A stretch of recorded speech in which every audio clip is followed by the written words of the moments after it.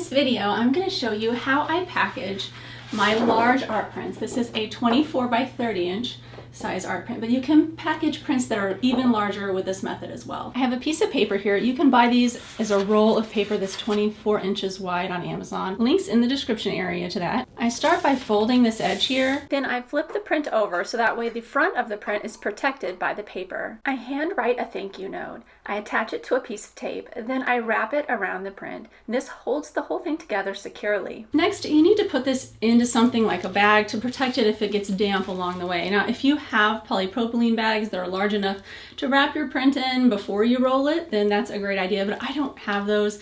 I just don't buy them because you have to buy them in like 100 at a time or something.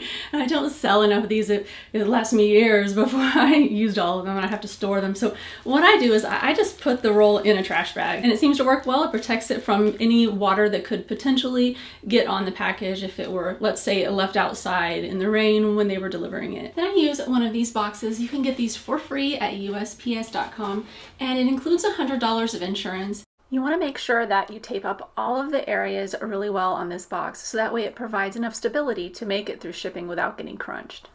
One thing that's nice about wrapping it in the trash bag is that it helps it to be stable inside of here because it gives it something to give it some cushion in there. So you don't have to roll it to the exact size as the triangle space in here.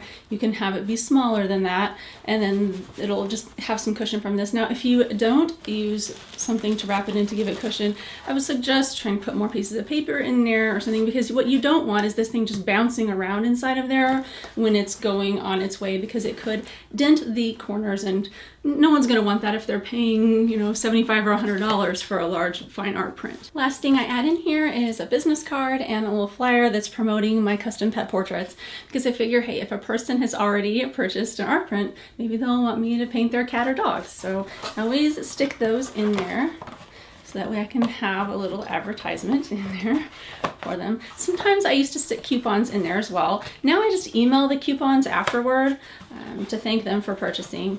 But if you have coupons that you want to stick in there, it does work well to get more orders in the future. Well, that about sums up how I package my large art prints. If you'd like to watch more videos about making and selling art prints, I have playlists on both those topics.